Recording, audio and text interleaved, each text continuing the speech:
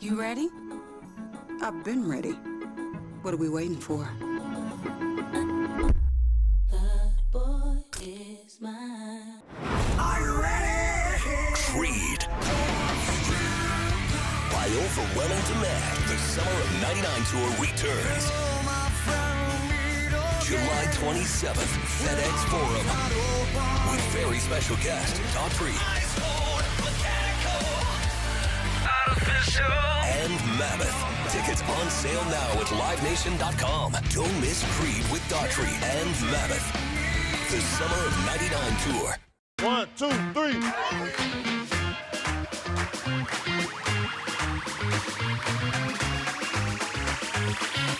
3. Ready, go.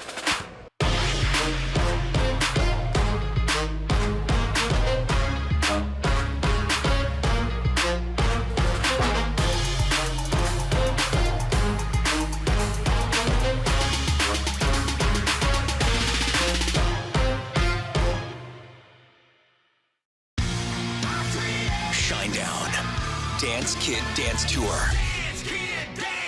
Live in Memphis. FedEx Forum, Saturday, August 30th. With special guests, Bush and Morgan Wade. Get tickets now at LiveNation.com. Shinedown, live in concert. For more, visit Shinedown.com. Jaron jumped on social media yesterday and tweeted the following: "The M will teach you who you are with love. It's always grit and grind when we're out here at all cost." And I don't want to overstate it, but I do think these types of things matter. Like the way you feel about yourself, about your home, about your city. All of that stuff matters. The Gary Parrish Show, live on weekdays at 10 a.m. on YouTube at Grind City Media and the official Grind City Media app.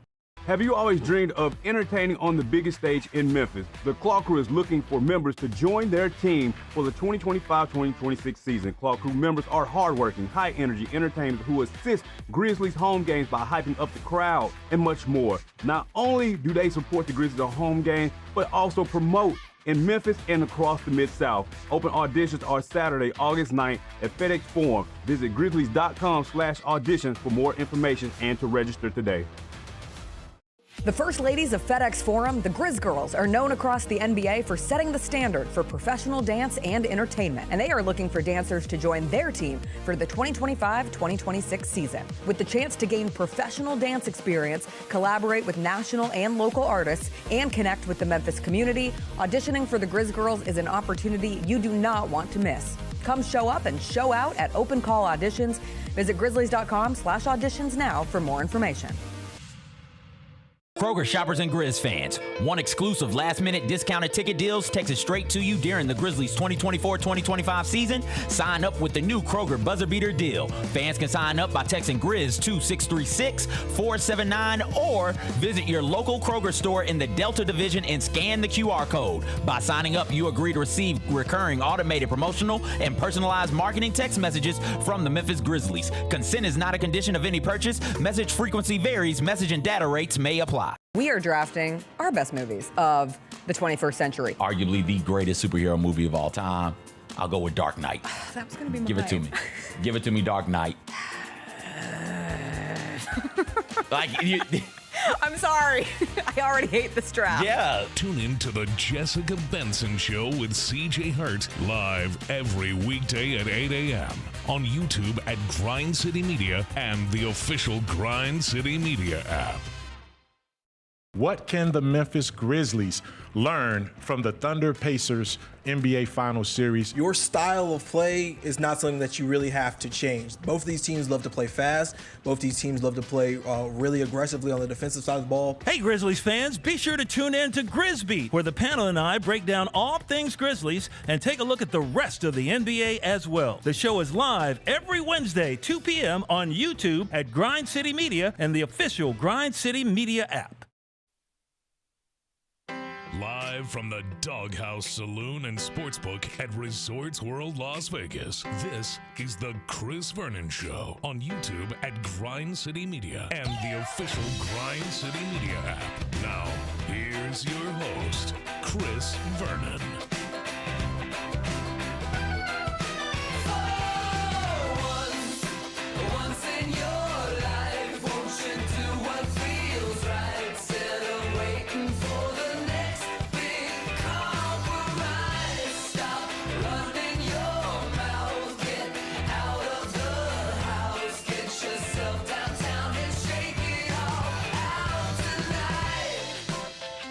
Here we go. It's noon. Back home, it's 10 a.m. in Vegas. Live at the DawgHouse, Chris Vernon Show. My voice is shot. This is the Vegas Monday show. We have made it to Monday of Summer League. We're going to do the show here, and then we are headed back to Memphis today. While we are here, Tony Allen, the grandfather himself, will be with us. Jahmai Mashack, who was drafted by the Memphis Grizzlies, Summer League standout. He is going to join us for the first time today, former Tennessee Volunteer. J.B. Bickerstaff is the head coach of the Detroit Pistons. He's going to come hang out with us. And we'll get you ready for the week ahead and tell you all about what has happened over the course of the last couple of days in Las Vegas since we last spoke. It is a Monday.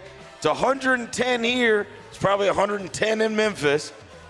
So get indoors somewhere. Let's do it. Turn it up.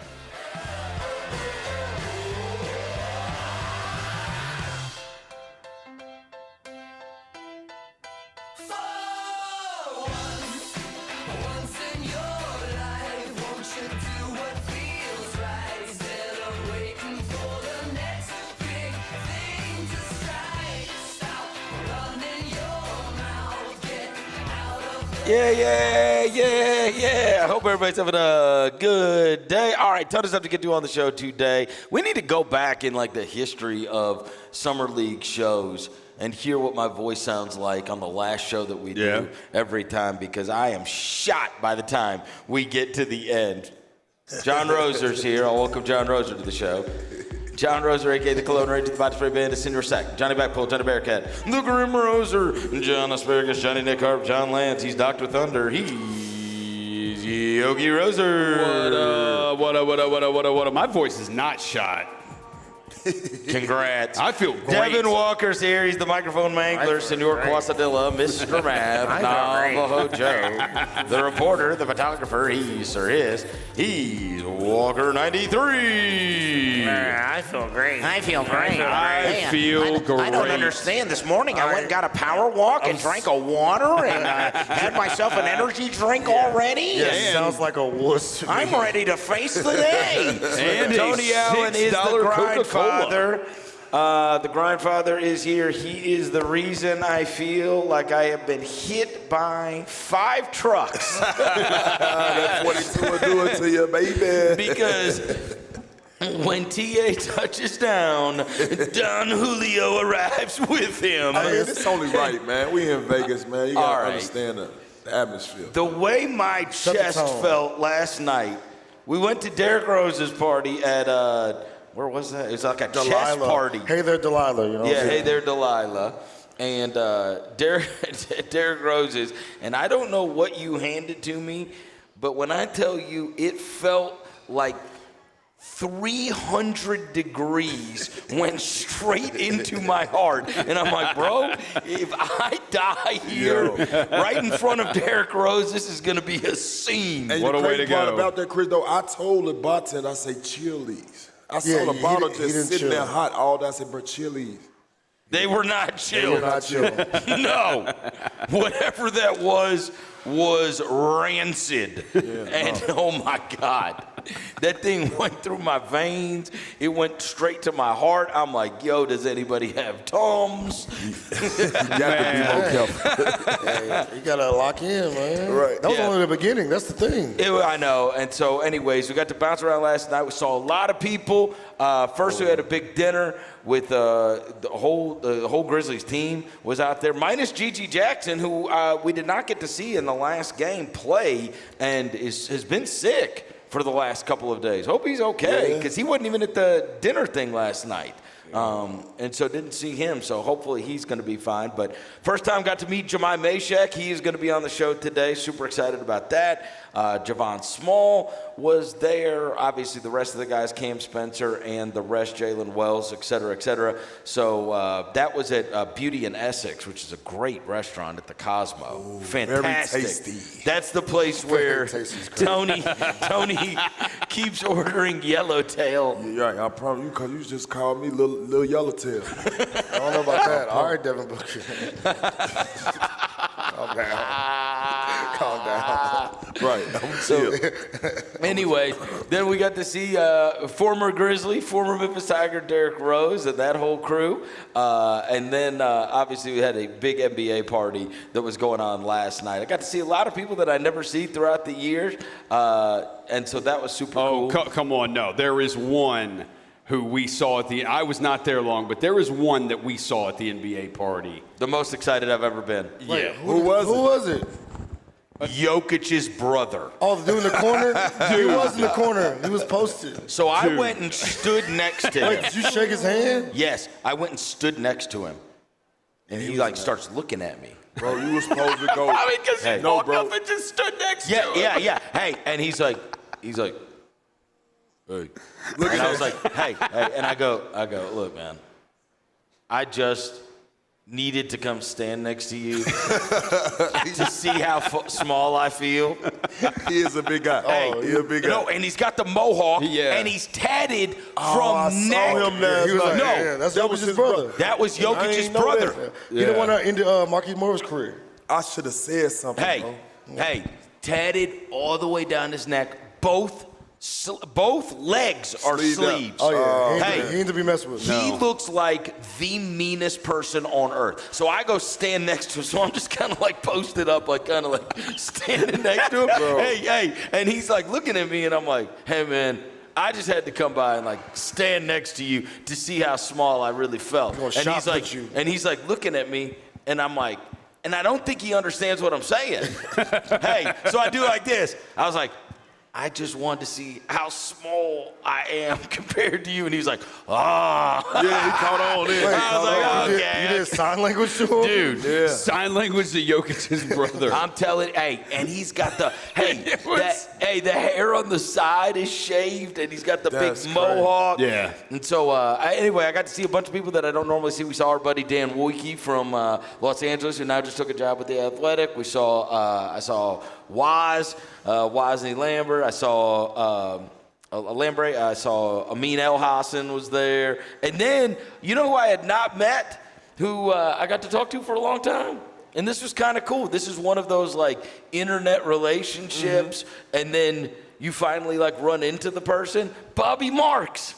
Okay. Former GM of the Brooklyn Nets, who's now, he does great work for ESPN. And first thing he said to me, he's like, I just saw the Jaren report about the contract. And I was like, well, you are always working now. Always working. But super sweet guy, Bobby Marks. Anyways, great time, but entirely too late. And what time did Tony Allen is a terrible influence. The thing is, he left before we did. Yeah, I had to get up, bro. No, what time did you leave? You left now. Because I was walking with you after the fact. I think like 1:30. So right. 1:30. That's a good time. What about you guys? Yeah. A little bit after that. Yeah, a little bit after. Like 3? No, closer to 2. Like close to like 1:45. A little bit after. Oh, okay. Oh. Because then they walked to the lobby, and then he shook hands with every person in the lobby. Well, it wasn't my fault, bro. You know, real recognized real. So it's going to be a lot of, players in my fraternity that, I once played in. They're going to show that love, man.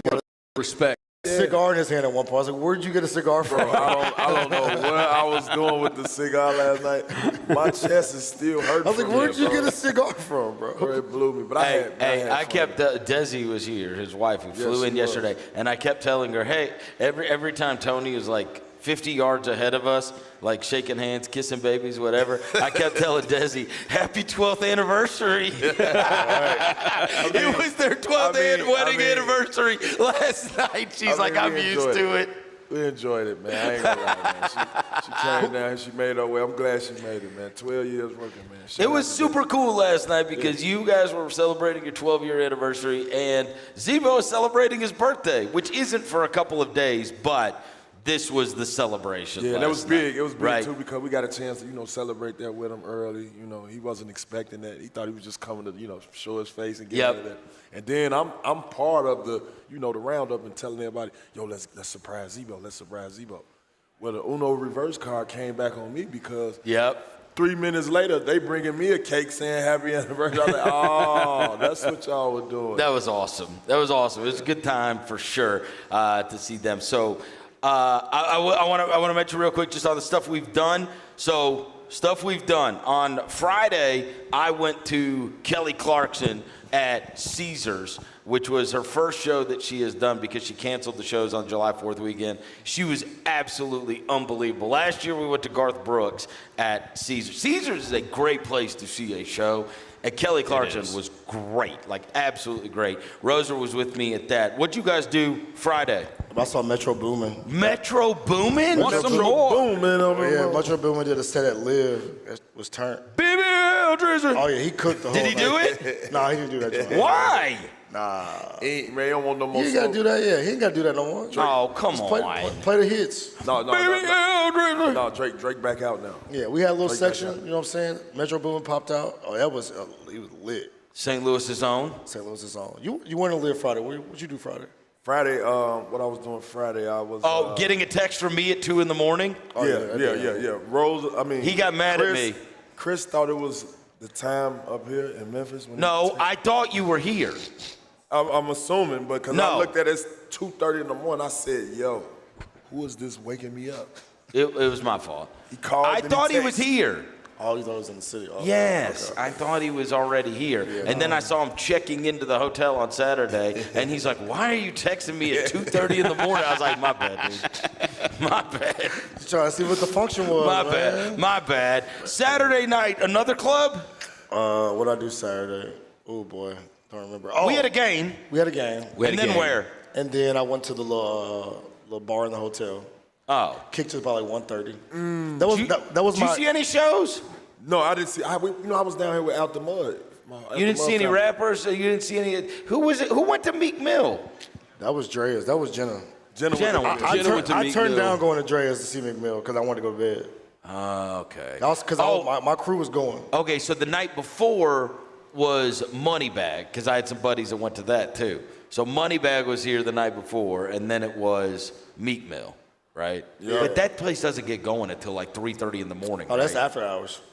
That's after hours you talking about. What time do the the artists do get on? He get on about 1:30. 1:30. Then the artists perform. Then you go to after hours.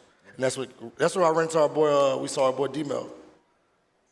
D'Anthony Melton? Yeah. Y'all saw Melton? Yeah. He's out here? He's out here. Yo, Melton was supposed to come to the damn chess game, bro. He didn't make it to the chess game. I wanted to see how nice he was in chess. He played chess? Yeah, he played chess.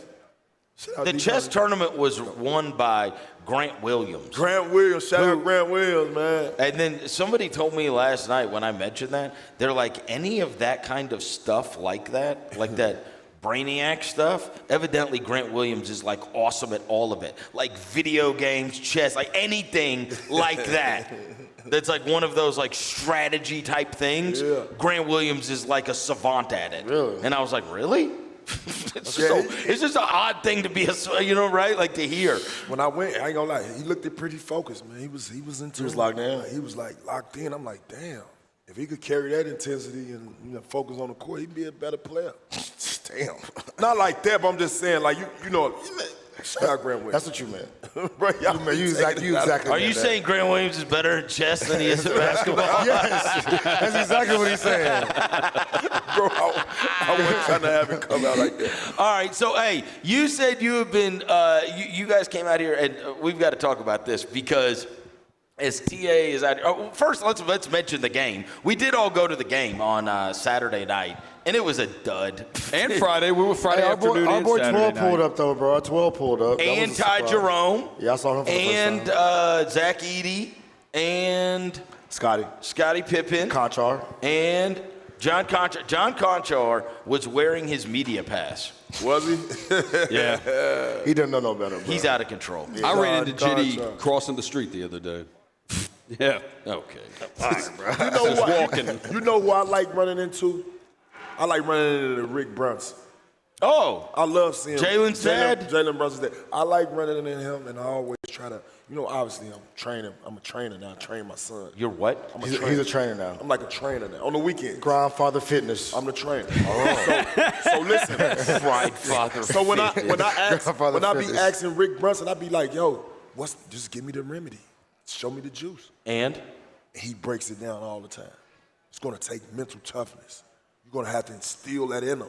And he'll get to talking, and I'll just get to sitting there, drinking my tequila, and I'll be zoomed in. You know what I'm saying? So I love talking to him. It's always a great experience. You don't remember nothing else he said after that. Yeah, are you going to try to have another little Jalen Brunson? You're Puerto Rican Jalen Brunson? Hey, all it is just keep instilling the work. You know what I'm saying? And I picked that up from him, and I don't know, I always get a thrill of seeing him. So you guys, so Saturday night, it was awesome to see Hanson Young in person, right? The huge Chinese guy. He drafted 60. Oh, it was awesome. Yeah. So because you weren't able to go on Saturday night because Title, who you do the Out the Mud podcast with, rented out the Palm Suite, the famous one that has the basketball court and everything. Is that the first time you ever been in there? Yeah, no, it was pretty impressive, man. Just seeing how they came up with, ambiance. Yeah. You know what I'm saying? And just had a chance to, Does this seem like the coolest place ever to have a bachelor party? Yeah, for sure. But what happened, what most kicked out at that time was, we got a chance to interview Rudy. You know what I'm saying? That was the highlight of the day, when we got a chance to interview Rudy Gay. That's not the highlight. What's the highlight? Didn't you interview Jalen Williams? Right after he signed his contract. We was gonna get to that. He tried to bury the lead. Can we talk about how we was gonna keep just? Can we talk about how we've buried all hatchets with Rudy Gay? Yeah, complete 180. That's what I want. We were with him last night. Yeah. And it's like Rudy Gay's back in the fold. He's going to be doing stuff with the Grizzlies. Yes, he's like indeed. an ambassador, like Tony Big and shout out Sebo. And to I'm Rudy. like, what is going on? Man, that was fun, man. How far are we removed from Rudy wearing a Xavier Henry shirt? Oh yeah, and I forgot to bring that up to him. You didn't bring that up on the I didn't pod? bring that up. Do you know the one I brought up to him? No, real talk. You know the one, and I don't want to spoil it. Our interview with Out the Mud. If you ain't subscribed, go subscribe. But Rudy, I told Rudy, I say, Rudy, man, it's been a minute. He looked at me, we started laughing, hugged, took a drink. He was like, man, goddamn, this feel like a family reunion. I say, it is. And one of your family members is a little still upset with you. I say, he say, well, we gonna subscribe. He say, well, T.A., where'd it all start from? I say, bro, when you went to Toronto and said DeMar DeRozan is the best shooting guard you ever played with, brother, he fell out laughing. You said that to him? He said, I was in my feelings. I didn't want to get traded, but I had to shoot a shot. And I think that's a trend. When guys get traded from Memphis and they go to other teams, they just throw a shot right back at Memphis. Bow, Bane did it. Yeah. But Rudy was. Look at this amazing practice facility. It's an amazing facility. It's so nice. We can walk outside and have a smoothie and see the sun. Yeah. We used to call our practice facility the dungeon. Yeah. Like, come on, Dez. Come on, Dez. Hey, and then Dez went and did 3 more interviews where he talked about how Memphis is the best place ever. Yeah, the dungeon's funny, hard, man. But no, I had fun, man. And then I didn't want to spoil the moment, but yeah, we interviewed. So, the big Jalen Williams coming on was big. right after he had signed his max extension was super cool. And I got to tell you, when we were with Zebo last night and I asked about it, he said that is the most impressed he has been with any of your guests. No, that's a fact. He said Jalen Williams became one of his favorite players in the NBA, and that he has never been more impressed with a player that he didn't know much about, that you guys sat down and interviewed. And I was like, damn. Yeah, and one thing about that interview that stood out to me, man, was like he don't indulge in no extracurricular activities outside of basketball. Nothing. No, he focused on keying in on the work, getting it done, and looking for the result. And this is the crazy part about it was just hearing this story, and I don't want to spoil it, but he didn't have those top offers you would think that he would have probably had if you'd have knew Jalen Williams today back then. Right. See what I'm saying? Yep. Like it just don't add up. Going to Santa Clara. Right. You know what I'm saying? How does that happen? Like, how does that happen? 6'9" wing. Yeah. Like how? And so just that story in itself, and you know how he talked about his parents, you know, growing up on an Air Force base. A lot of that makes sense into his discipline and how, you know, just how smart he is and just how he focuses in on basketball. Zebo fell in love with it. I was impressed. And you'd be surprised, man. I told him during the interview, man, you know, you talk pretty well, but you play like a demon. Yeah. And it was a fun interview. It's man. crazy because Zach is he's not like that about guys. He was over the moon over Jalen Williams. Yeah, because, you know, it impressed him. Like, he not the type of guy that's going to be partying, getting tables, drinking, smoking or whatever. He's one of those. You mean guys. he's not like you guys? No. But he out the mud. He's the exact opposite of me and Zebo. He out the mud, man. So, man, and big shout out to him, bro. So Zebo's like, man, I really respect this. He's like, man, you don't have any fun. Bro, the man said. Yeah, he don't got no hobbies or nothing? Nothing. The man said, fashion. Okay, yeah, he do. You know, he say sauced up. Yeah, he be fresh. And I ain't gonna lie, he said in the interview, when we were interviewing him, he said, I might be the flyest cat in the league. Besides his teammate. That shit got the sauce. He gave Shea Gill the sauce god, he gave him. But you know what I told him?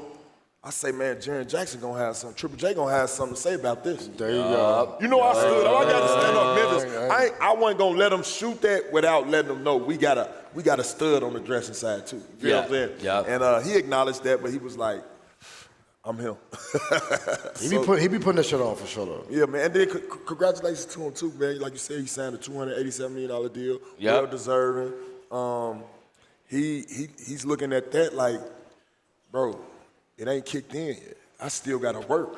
I want more championships. I wanna be a piece to that puzzle. What is interesting, the way this stuff kind of shakes out, is that they sign at the beginning. It's like usually like, what is it? Like, I think the number is like 239 or something, and it can be worth. So like, there's so many incentives now for becoming, you know, if you become the player that you want to be, right? Like that all NBA level player, a defensive player of the year, that kind of stuff. The same with Jaren's. Then that like, there's like 50, 60 million like hanging out there for you, right? Your contract extension becomes much greater just by achieving those results. And so Williams, same way. I mean, he certainly has a chance of being an all-NBA level player. Right? Man, yeah. He was third team All-NBA this year. He was this year? Yeah. And, so he got the full already. Yeah. Oh, wow. You did? 287. Yeah. He made all-NBA 13? Yep. Wow. You didn't know that? And second team all-defense. Oh, my God. Yeah, he signed the same one Paulo signed. Yeah, that boy can hoop.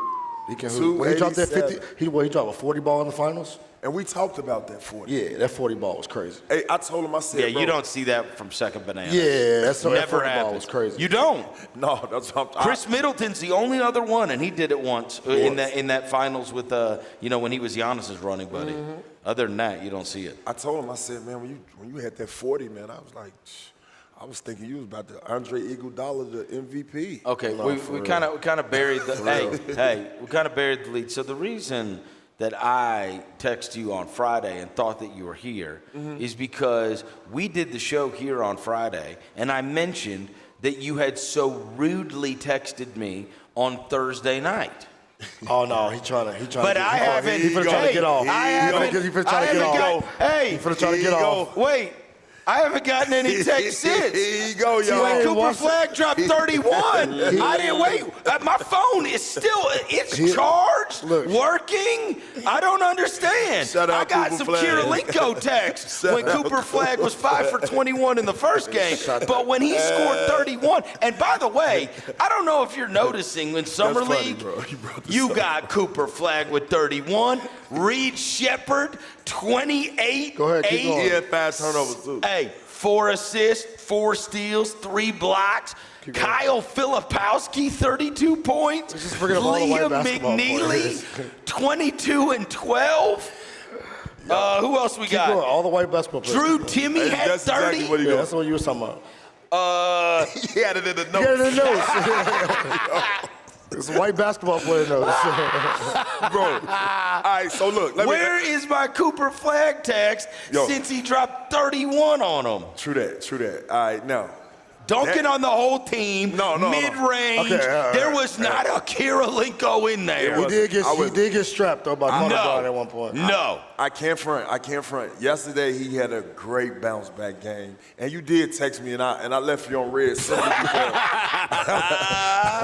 I left you on red simply because I hadn't seen the game yet. I sent the highlights. Now, I know, that's what I said. So I'm like, all right, hold on. Wait a minute. Is this like a typo or something? And it was 31. I watched those highlights. I said, no, he got some in his bag. He definitely got some in his bag. But he still is a rookie. We're going to have to wait and see if he going to pan out. He is going to be awesome. I'm not doubting that. I'm just saying. He's a 10-time All-Star. Okay, get off his nuts. Get off his nuts. He's a 10-time All-Star. Get off his nuts, Roser. Not 10 times. 10-time All-Stars tweaking. You don't want to see us shine. 10-time All-Star, and I trade anybody on our roster for him. You don't want to. You don't want to see us shine. Bro, I don't have a problem you don't want to with see Cooper us Flag, shine. bro. 10-time All-Stars out of pocket. You don't want to see us shine. Shine where? Huh? Shine where? In the NBA. No, you can have 10-time All-Stars tweaking. 10-time All-Star. I mean, look, I don't endorse it. I mean, where is the business? I'm going to stand all on I'm it. saying, 10-time All-Star. All I'm saying is, Tell him to Cooper stop. Flag. He definitely he's gonna make some noise in the league. That's all I'm saying. Yeah, 10-time All-Stars tweaking though. He's gonna make noise in the league. See, he has to ruin it. He ruined it for y'all every time. Every time. I'll take it a step. I could go farther than time. that. Go ahead. I trade anybody on our roster for him straight up. Oh, okay. Oh, boy. He's that good. Bro, get your ass out. Yeah, now I know why John Morant was wearing headphones at our game. For people like him.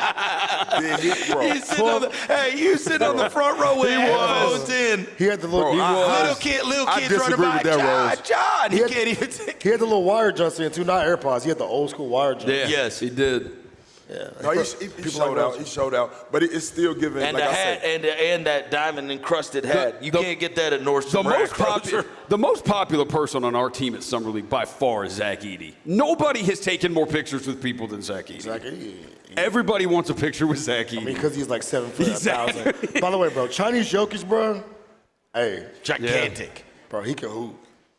Bro, that first play when he took Baycott off the dribble, have you seen the lane. No, I saw the highlights. Bro, he got passing.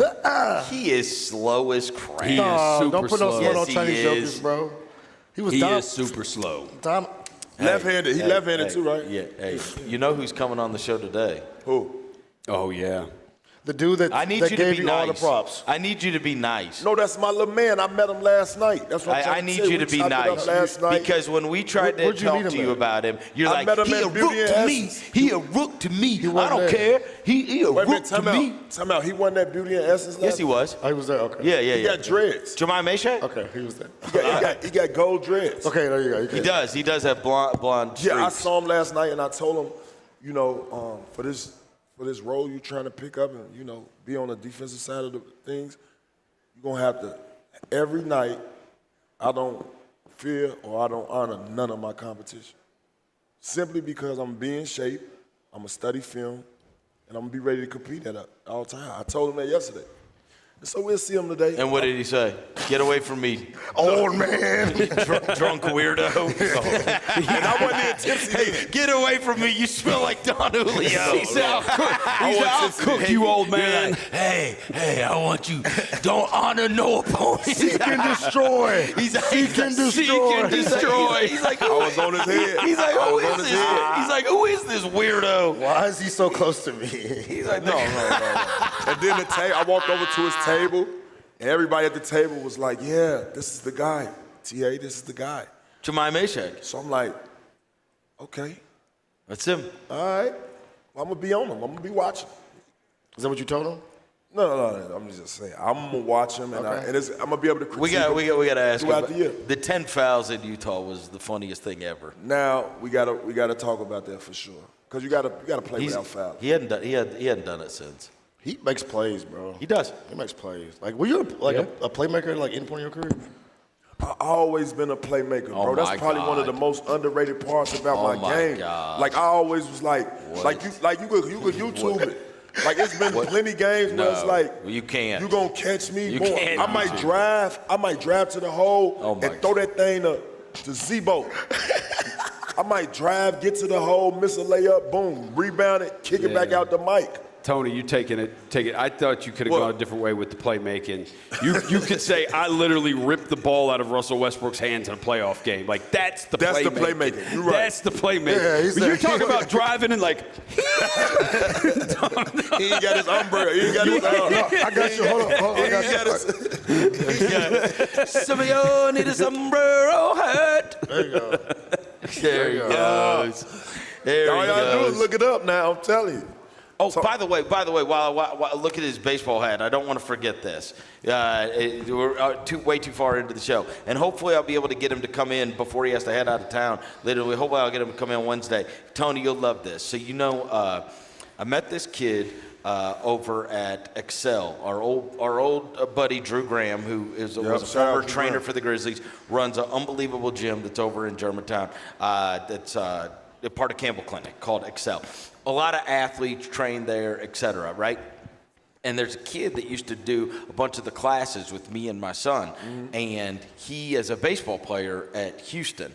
And this year, I saw him there a lot, and he would always be getting ready, and he wasn't at school, and he did online school for his senior year so that he could train. He had already signed with Georgia Tech, and last night, my favorite team, the St. Louis Cardinals, took him in the second round, the 55th overall pick in the Major League Baseball draft. So congrats to Ryan Mitchell. Houston High School represent. That is a high pick, man. Second round is legit. I mean, second round, getting drafted in the second round in the Major League Baseball draft is super cool. He and in fact, his hair is exactly like Devin's. He's a senior in high school. You drafted that? Yes. Yeah, that's a baseball thing, Tia. Yeah, baseball, you can get drafted out of high school. You can get drafted out of middle school, low-key, bro. Hey. He could go to college if he wants to. If he said, I don't want to go to the draft, I'm just going to go to college, he could go to college. I gotta give me a Mitchell jersey, though. Hey, tell me he does not look. Hey, tell me. I'm gone. Tell me he doesn't look like Devin's little brother. Yeah, that's crazy. He said my little brother. You tweaking. Y'all do kind of look alike. I know. I ain't going in front. That's a great resemblance. It is. There you go. I'm talking about if y'all stand next to each other, it'd be Ugg and Lee. I got bars. You got jokes. You got jokey jokes. We're in Unk Face. Unk Face. Okay, joke. I'll let you get that one off. It's all good. He said Ugg and Lee. Okay, joke. I'll get you back later. No worries. Oh my God. Dad jokes. Oh my God, that's amazing. So anyway, congrats to Ryan Mitchell. And on the baseball front, tonight our buddy Brent Rooker is going to be in the home run derby. So everybody in Memphis root for Brent Rooker. Go bet on it. Go bet on it. Go bet on Brent Rooker. In Major League Baseball, for sure, been representing. So Summer League's still going on here. Grizzlies, this has been a long break, right? Because it's very odd. We saw them play on Friday. We saw them play on Saturday. And then not another game until Tuesday. Yeah. Which is strange. To have Sunday and Monday completely off is odd. So we're going to have to watch tomorrow's on TV. Hopefully Gigi Jackson can get back healthy by then. Yeah. So this has been a good opportunity for him, and he's certainly one of the best players out there when he's out there. So the Friday game was a mess against the Celtics, and the Celtics had a bunch of men on their team. Oh yeah, they was Debo. Yes. Hey, by the way, Roser, what's his name? Flanders Fleming. Flanders Fleming Jr. He's gonna be a hustle player, Verno. You see him? Flanders Fleming. Man can hoop, bro. He can hoop. You see him. He the reason why they came back Saturday. Him and him and Cam Spencer. So Memphis hustle. Okay. You ready? I saw on. He's like 29 years old. Oh, he is? He's old, yeah. I also saw. I don't know if he's that old, but he's old. I also saw in Utah. I thought A.J. Mitchell ended his career with a crossover. Yeah. Oh, Flanders. I mean, he ended up in the 5th row. That's how you bounce back, though, bro. Damn, he hit him that hard. Yeah, oh my God! I mean, hey, Tony, like this. I mean, it ain't about how you start; it's about how you finish, bro. Flanders Fleming, keep hooping, my dog. It's an amazing name. Yeah, Flanders. Flanders? You ever met a guy named Flanders? His parents was tweaking for sure. Huh? His parents was tweaking. You never just put letters together. Yeah, his parents was tweaking with that one, bro. You don't think? You know? Yeah, his parents was tweaking. I mean, at least it's like got the alliteration with Fleming. You know what I mean? Flanders Fleming. By the way, and Junior. So you know what? So his dad's name was Flanders. Yeah, he's not the two first Flanderses. He was born in 1963, so that's why he was born in Flanders. Huh? If your name's Flanders Fleming, it's hardcore to name your kid Flanders Fleming. Shout out Flanders Fleming, though, bro. Go Gators. Yeah. Go Gators, indeed. All right, we are going to have Jahmai Mashack, who is going to be joining us here live at Resorts World at the DawgHouse. Also, our old buddy J.B. Bickerstaff. He was on staff here last year. TA, right? Yeah. He was with Fizz. Fizz, yeah. And he was one of those coaches I can't front. Like, he'll pull you to the side, let you know some things you can work on. He'll pull you to the side, he work you out. He was always team first. Everybody loves JB. Everybody loves JB. And he has done a tremendous job. He did a great job in Cleveland, and then obviously last year, one of the great stories in the entire NBA was that Detroit Pistons team. Yeah. And that Detroit Pistons team played the Knicks hard in the first round of the NBA playoffs, for sure. And so, super cool. We're going to catch up with JB while he's here. He's the head coach now, obviously, of the Pistons. And they'll get Ivy back this year. They got Cade Cunningham. Ivy took a huge step up. Ivy did hurt his leg. Yep. We missed him last year. That's what I said. Great as they was, too. I was like, damn, he was missing. Well, and what's crazy is we'll have to ask him, one of the big standouts here in their game over the weekend, the kid they drafted in the top 10 last year, Ron Holland, he had 28 and 11. Yeah, he can hold. So he's going to come into his own. Kid. Mm-hmm. He was the #1 high school kid in that class for a long, long time. They got a lot of dudes who want to fight people. They do. They got a lot of guys who will fight you. Oh, you got dogs. I think it's that. You know what I think it is? I think Isaiah Stewart. Yeah, I think it's that. It's that Detroit basketball. Like they gotta, how we grit and edge. We gonna fight and call and we gonna bruise you. It's like they just flat out want to scrap. Like, what's up? They're just, you know what I mean? I think JB he'll bring that culture back there too. Hey, you know how I've been busting up about that, about having we need these kind of guys and whatever. Last night when we ran into Zach Kleiman, he or the GM of the Grizzlies, he goes, well, you should be happy now. We got all the kind of guys you want. And I was like, all right. Zach is listening to the season. I said, all right. I'm happy. I said, I'm happy. All right. He's like, you should be happy now. We got a bunch of dogs, Chris. Yes, I was like, all right. You tapped in. I'm good. I'm good. And I'm telling you, in those playoff battles, bro, you need that. You need some players who are going to go over edge, diving on the loose ball, taking charges, trying to get 10 fouls, using them in the right no purpose. question. They went and signed guys and attained guys in the draft that have an edge. For sure. Right? For sure. That was a that was a thing. You need some guys. Because even Ty Jerome gets up in everybody's face. Yeah. He does. Yeah. Reckless. And it might get worse once he get on that Memphis Grizzly uniform and come and hear that whoop that trick. You in the front row yelling at him? You never know. I'm telling you. Yeah, you need the tough guys. Speaking of, right, like I saw one of those guys that's like one of those certainly gave an edge along with Draymond Green back in the day. Right behind, we played at the Wynn Golf Course yesterday morning, and the tee time in front of us was late arriving, and so we went up to the tee box, but then they showed up, and it was Jody Meeks and Andre Iguodala. I had saw them right before you saw them. Oh, really? Yeah, I had saw them in the lobby, and I'm like, bro, where y'all going? He was like, going to golf. I was like, so you golf for real? He said, yeah. He showed me his golf bag. Yeah. He got his name on it. He had a real flex too, because he had on the Grove hat, Jordan's course. Yeah. Michael Jordan has a private course down in Florida that it's invite only. Yeah. And he had on the friggin' Grove hat, and I was like, you've been somewhere. I mean, that's a he was flexing. That's a big. When you're rocking the Grove hat, that is like a massive flex. Yeah. It was good seeing Jody Meeks though too. I had never met Jody Meeks. Super nice guy. Bucket. Jody Meeks. You know what's crazy about Summer League though? I just thought about this. Like, it's the only place people like take your kids to All-Star. You should bring your kids to Summer League.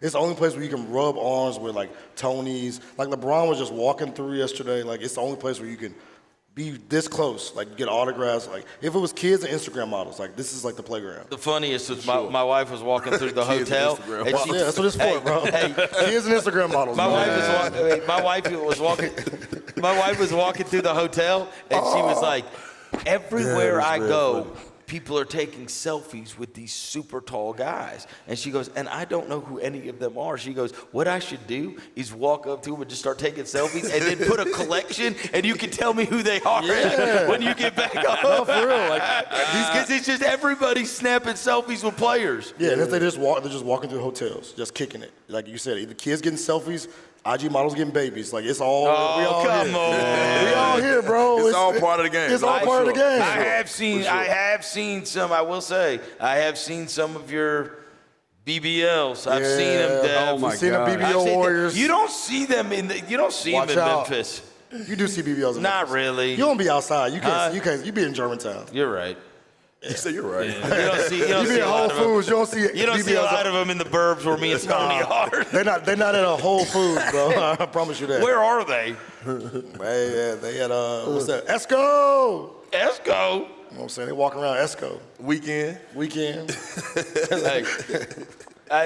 Scottsdale, Arizona, I've seen them. In Las Vegas, Nevada, I've seen them. In LA. Shout out to the BBL That's Warriors where I've out seen there. them. Yeah. Some of it's just And you know what? I can't tell now. You can tell now? Yeah, I can spot it. You finally figured it out? That is for sure not real. Yeah. That's for sure. There's no way that's real. Look, we taught him, T.A. Look. You did. It took a little time. You taught me something. How to spot a fake ass. You got to pay that extra $10K, bro, to get the little cuppage, you know what I'm saying? Some of them just look too fake. I'm like, who did you pay to do that? I hope we ain't got no BBLs in here. I'm sorry about that. This one chick, her BBL looked like Scott Steiner's bicep. It did. Like, you know that little triangle Scott Steiner with like the steroid era when he had the little triangle? Like, the BBL looked like that. I was like, what the hell is that? No, see, this is the thing, right? He got Scott Steiner ass. Let me straighten it up. Papa Pump? I'm like, your butt is a triangle. It is not round. See, so look, let me straighten it up for you. See, what they doing wrong is they go in there and they asking for the wrong size. You can't get the wrong size. If your legs is a small, don't try to go get no big ass. You need to go get you a little small ass and put on your ass. You know what I mean? If you're small, get a medium. So when the legs don't match the butt, like it's like. He said that. What do you say they look like? Ants. Bugs Life, yeah. Bugs Life booty. That'd be the problem. So looking like ants out here, bro. That'd be the problem, man. All right, let's take a quick break. Jahmai Mashack, Grizzlies rookie, is going to be joining us here live at the DawgHouse. Chris Vernon, show. All right. It's time for our Pick Six, Mike. 6 classics that we're most looking forward to in the 2025 football season. Las Vegas, obviously, that's the Grambling State University, Jackson State University clash. They're taking 2 iconic HBCU brands going to an NFL stadium in Las Vegas. Get all of your HBCU sports and culture news by tuning in to HBCU Huddle with CJ Hurt and Mike Wallace. New episodes drop every Thursday on grindcitymedia.com, YouTube, and Spotify. You get to the main event, and you hear the crowd. There's some rumblings in the crowd. Here we go. They say, "We want truth." I love how John Cena said when they were chanting, "We want truth." You You can't handle the truth. There you go. I loved it. He takes the knee off, boom. Takes the mask off, boom. And it's our freaking truth. God, man, he cost John Cena the match. Tune in to Grind City Wrestling weekly on the Grind City Media app and on the Grind City Media YouTube channel. Shinedown. Dance Kid Dance Tour. Live in Memphis. FedEx Forum, Saturday, August 30th. With special guests, Bush and Morgan Wade. Get tickets now at livenation.com. Shinedown, live in concert. For more, visit shinedown.com. 1, 2, 3.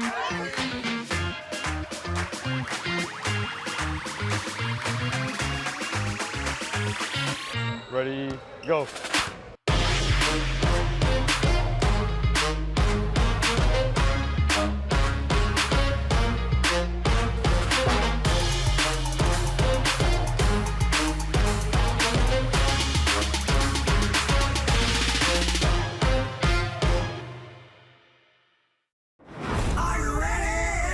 Creed. By overwhelming demand, the Summer of '99 tour returns.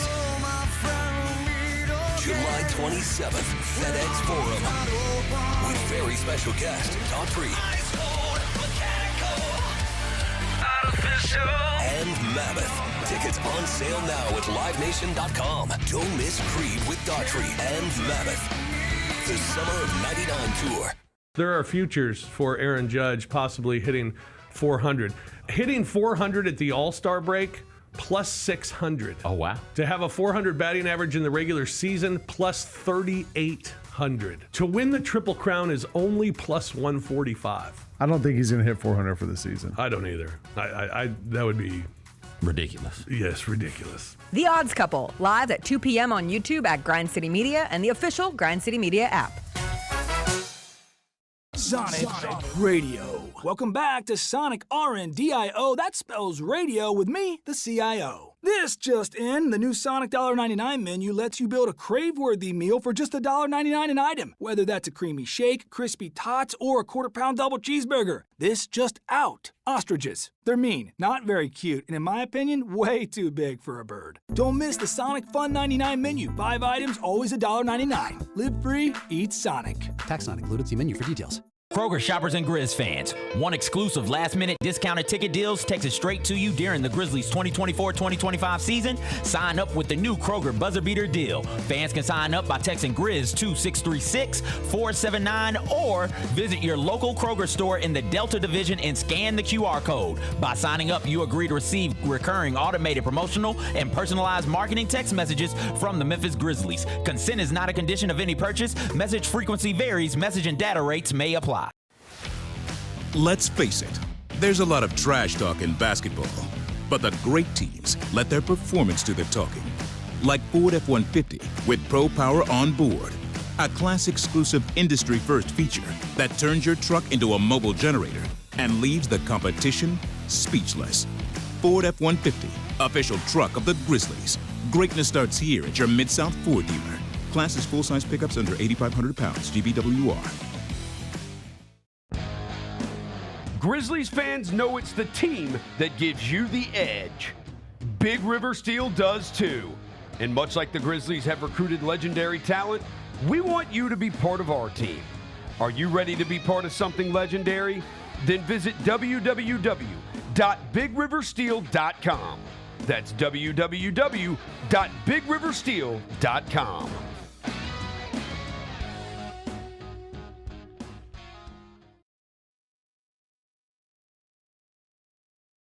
Show live from the DawgHouse Saloon and Sportsbook at Resorts World Las Vegas, on YouTube at Grind City Media and the official Grind City Media app. Now, back to your host, Chris Vernon.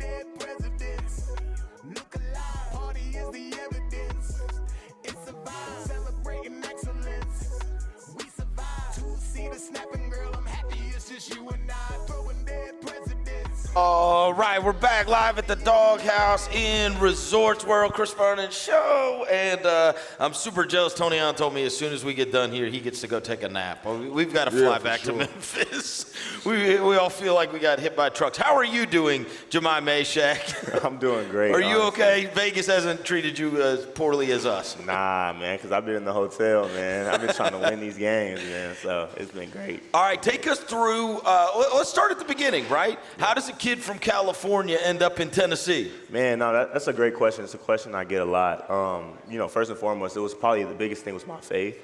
They were really active on letting me speak my faith and really using my platform to inspire others, especially a lot of kids that grew up watching me when they were younger, you know what I mean? And as I'm going through my college career, just kind of being more of a role model and, put them in the right path, and that was big for me. But the main thing for me is, as a Cali kid, you kind of get this rep that you're like soft, and growing up, you see a lot of Cali kids go to the SEC, and they end up coming back after a year or two. And I'm like, you know what, man, like I want to go to the SEC, but not only do I want to go there, but I want to be known as one of the toughest kids there.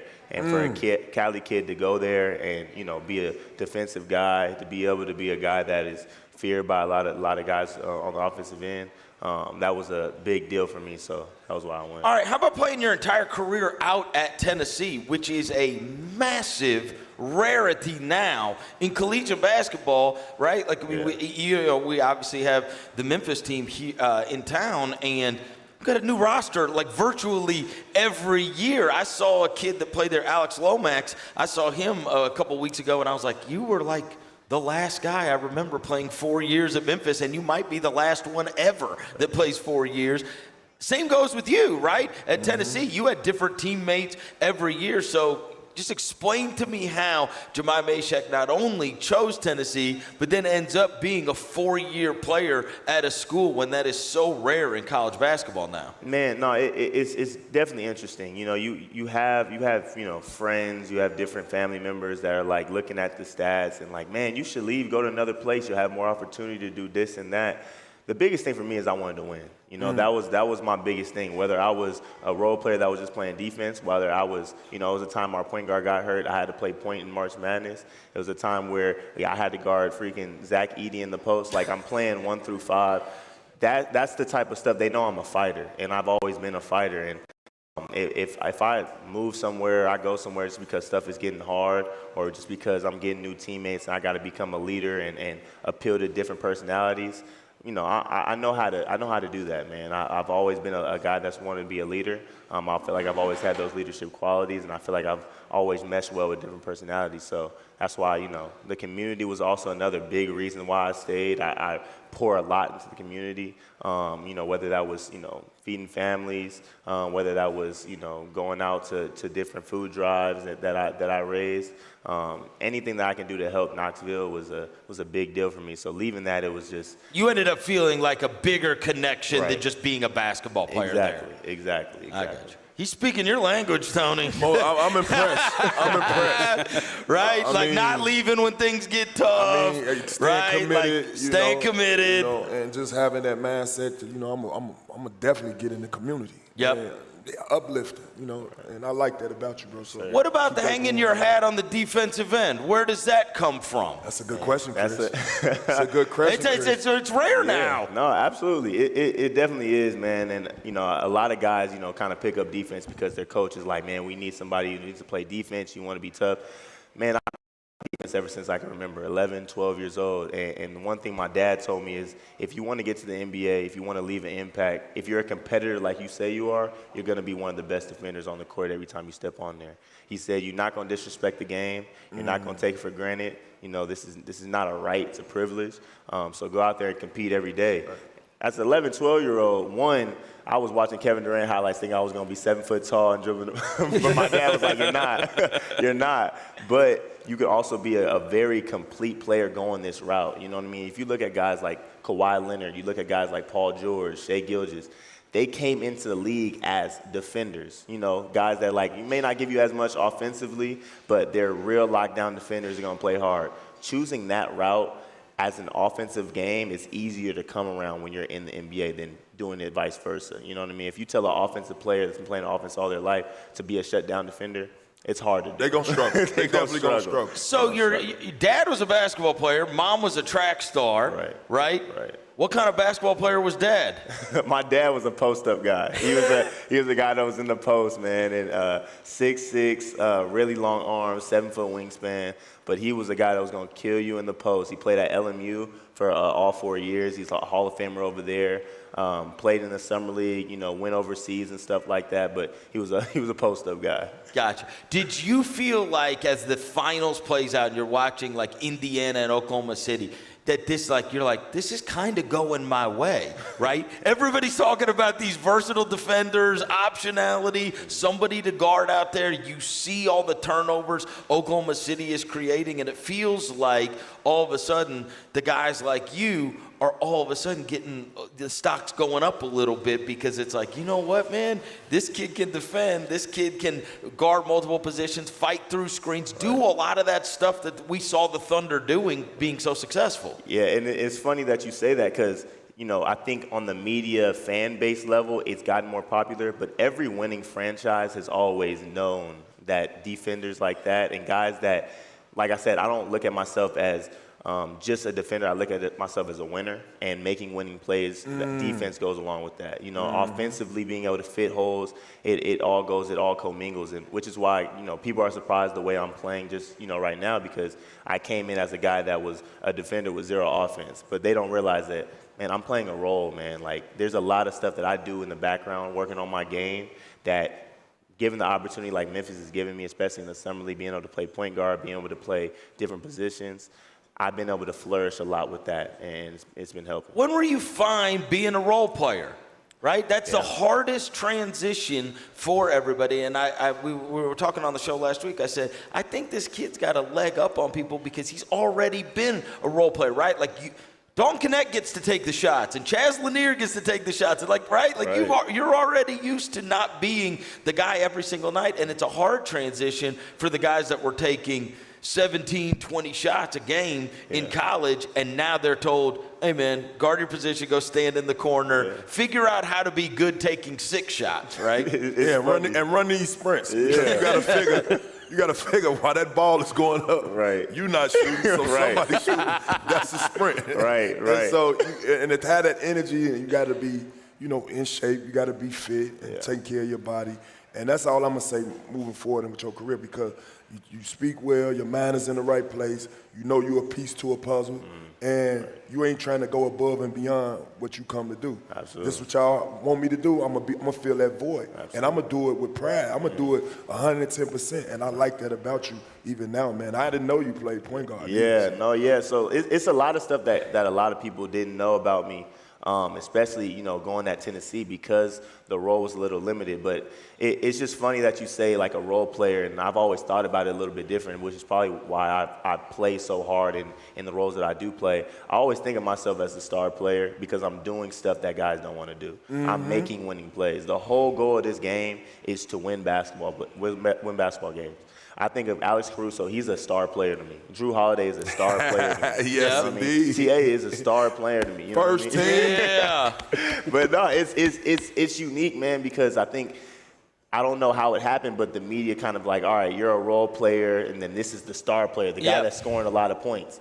They don't realize the guy that's rebounding, the guy that's passing, the guy that's defending, the guy that's making those winning plays. Deflections. They're making an impact on both ends. And to me, those are the star players as far as, making winning impact on both ends. You mentioned Edey in passing.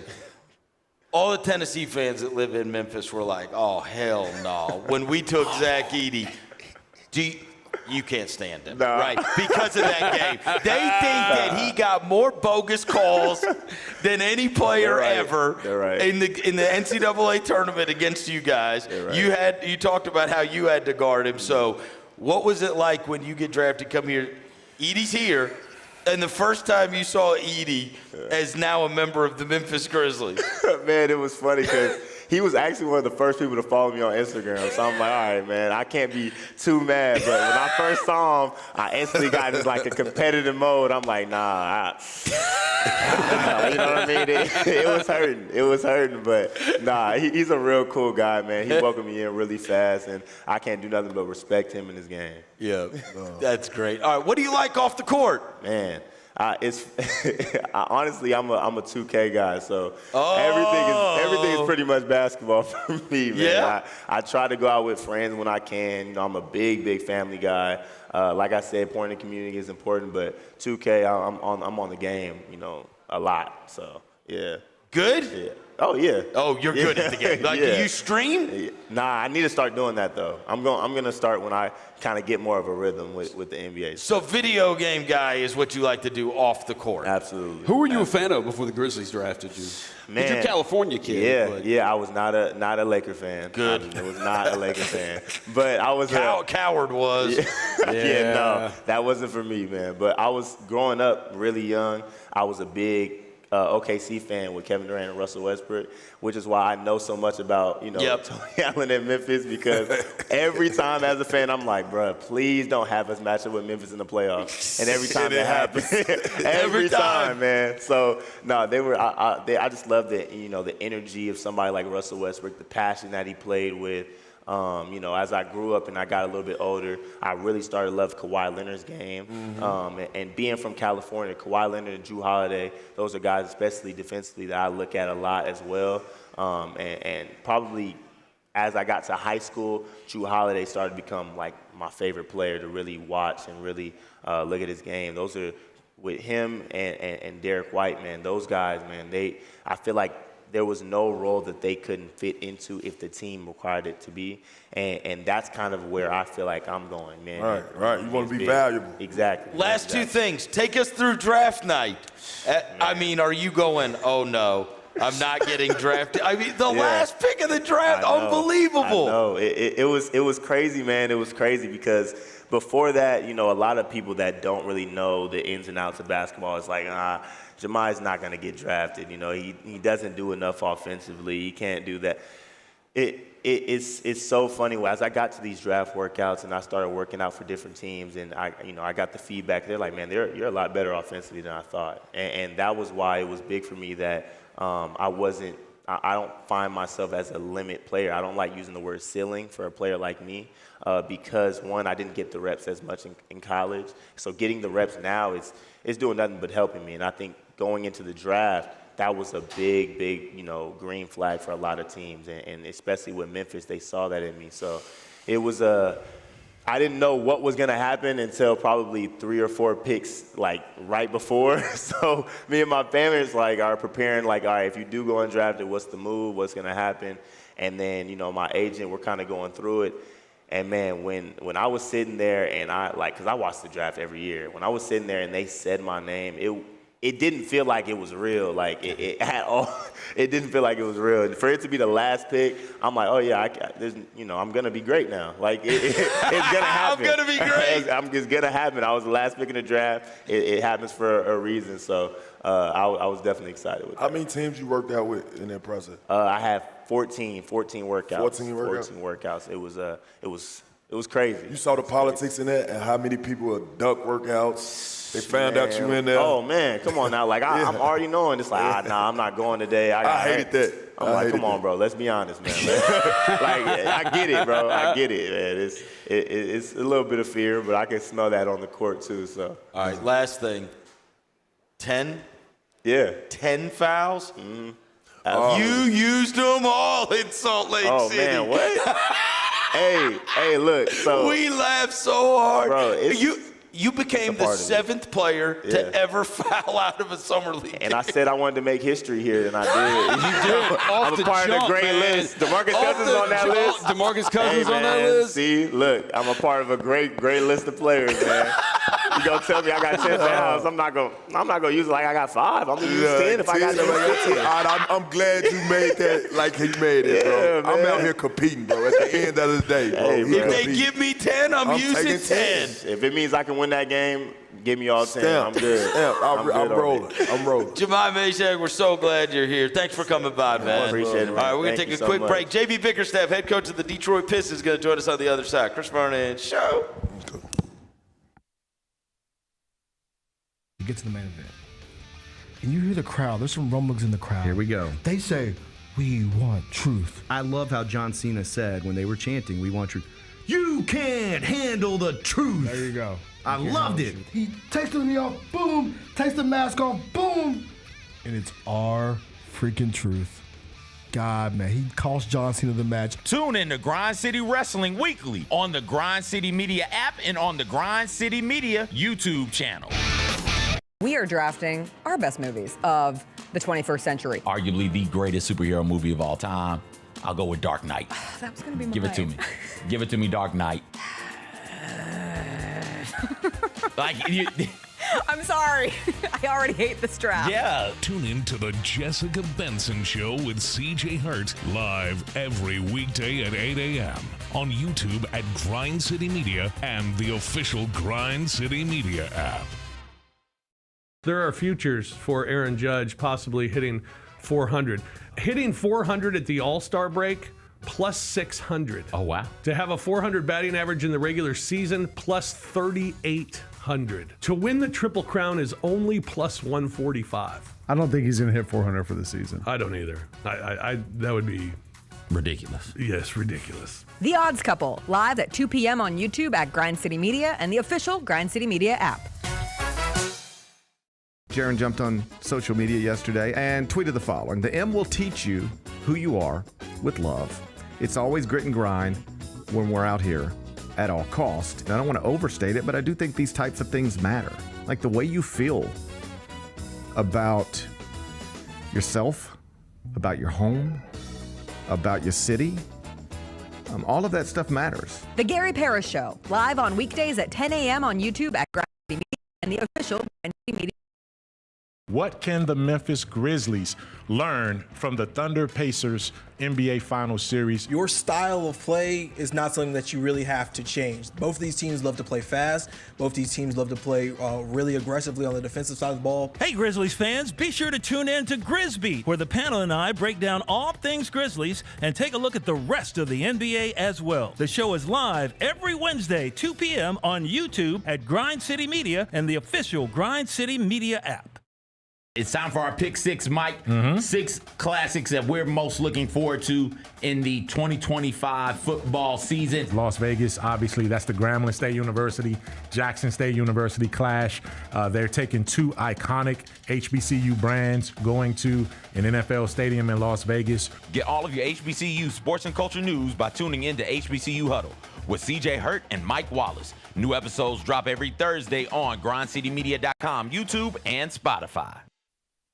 Welcome back to the Chris Vernon Show, live from the DawgHouse Saloon and Sportsbook at Resorts World Las Vegas, on YouTube at Grind City Media and the official Grind City Media app. Now, back to your host, Chris Vernon.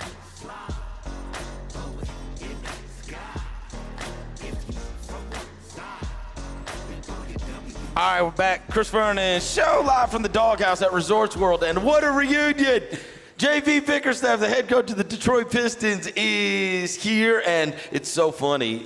Tony said when I said J.B. was going to come join us, he goes, "That's a guy who will shoot you straight when as a coach, right? He'll pull you to the side and he'll tell you what you're doing wrong." And he's like, and there's no ifs, ands, or buts about it. He's going to tell you. But in a smooth way. Yeah. Like, what, Tony, you can't keep shooting the corner 3. He's got to give it for coming right. But you're all right. Keep it up. So you like, damn, did he just sub me? Should I shoot it? Should I not? But he was cool, though. I'm be ready for the next sub. So I like that about you, bro. And even as, like, when I was with you as the assistant, but when it was time to do like a scouting report, you were very detailed. I always paid attention to everything you said, and just to see you get your head coaching job now and get your flowers, bro, I'm really happy for you. No, I appreciate Love, that. bro. How was Detroit first year? I mean, that had to go as well as you could have. When you take a new job, you don't know what it's going to be like. That had to go as well as you could have imagined. Yeah, I mean, it was a great opportunity. I didn't know that I was going to work that summer. We were planning to move into Southern California, had my kids enrolled in school and everything. Really? Yeah, I was literally traveling. We were in Seattle for a soccer tournament. I was going from Seattle to San Clemente, California, to go get a house. And Trajan called me and was like, hey, can you come here? It was draft night, and we talked until like 4 in the morning, and then he gave me the job. Wait. Why were you going to California? Believe me, I had to tell my wife and kids that we weren't moving to California. We were moving to Detroit. But why were you going there anyway? Because I got let go in Cleveland. But is there family there? No, we were just going to. No, I appreciate that. You just found a cool place where there's sun. If you go San Clemente on the beach, like it doesn't get much better. So we were going to take a year off. And Cleveland's still paying me. Right, I had nothing to do. Life was good. Life was good. And so ended up going to Detroit. And like I'll be honest with you, Detroit is awesome. The guys that I get to work with, like the things that they went through last year gave me an opportunity to coach them in a way, where they were just open to everything, right? Because they didn't want to go through the struggles that they went through the year before. So they bought in, they were sponges, the talent was there. They just needed the belief that they could, right? And to find a way to do it different than everybody else. And that's the thing, like, we're going to beat your ass. Excuse me if I can say that. No, yeah, we like that. But Go ahead. We love it. Every single night that you come play us, you're going to be in for a dogfight. And there's some teams, whether it's the first quarter or the fourth quarter, they just don't want to do it enough. And that's the difference with our guys. Is like win or lose, we won the fight. Yep. And from that point, like that gave us an edge. That gave us confidence that we could. And they embraced it. Like, they loved that mentality. So when you walked in, who did you know, like, all right, I got these guys on my side, and they're going to help me with this locker room? Because one of the things that I loved about that Pistons team last year, every time you saw a video in the hallway, in the locker room, whatever, like, everybody always comes in and they talk like, we need culture, we want to establish a culture, we want this kind of culture.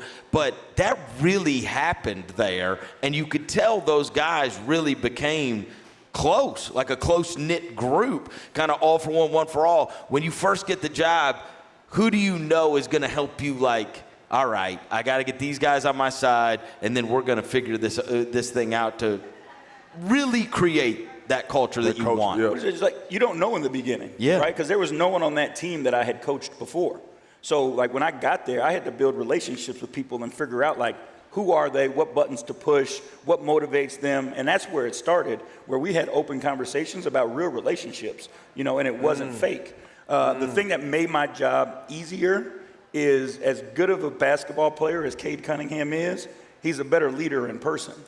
So, like, I would relay messages to him about, how we wanted to move every day, how we wanted to be positive. We weren't putting up with any bitching, complaining, all that stuff. And so there were times in games where guys would do it, and Cade would grab him and be like, yo, coach said we're not bitching here. So if you want to bitch, you can go somewhere else. And he's still a young player in the league. But that's real. You know what I mean? So, like, when he does that, for me, now my job is easy. A lot easier. Yeah, so I say what I say, and then he carries it out and he lives it. And then what makes him special is, I say this to people, like, he can be great and not take your breath away as his teammate, right? Like, he doesn't have to eat what's on your plate to be great. No. He makes sure that your plate is full, even though he's doing his thing. And it's unbelievable the way that he can do it. And then give Trajan a ton of credit, like adding Tobias Harris, Tim Hardaway. Like, he brought in some veteran guys that, again, didn't take away from our young guys' experience, but just helped them be better, and they grew with them. Yeah. Did you have any perception of Cunningham before you coached him? I mean, you watch him play. You know what I mean? Right. You know he's talented. You know he's talented, but you just, until you work with somebody, you don't know, you know what I mean, like who they are. Like, when things aren't good, like, who is that person then? And that's the real judge of their character. So if you're not on the inside with them, you don't really get a chance to see that. So, I was like, he's a hell of a player, obviously, But it took me 5 minutes to realize what type of dude he is and what type of leader he was capable Special. of being. Unbelievable. What's the next and you've coached a lot of great players. Yeah, for sure. That's but a good question. He's it. I'm sorry. Yeah, what's the next step for him? Like, what else does he need to do to get even greater than he is? I mean, it's just the experience, you know. Winning changes who you are as far as a basketball player, and your experience, your confidence, your belief that you can. So for us to make the playoffs this year was huge for his growth and his development. And for us to, you know, lose it the way that we did, like that's where your growth comes from, is when you do have those moments.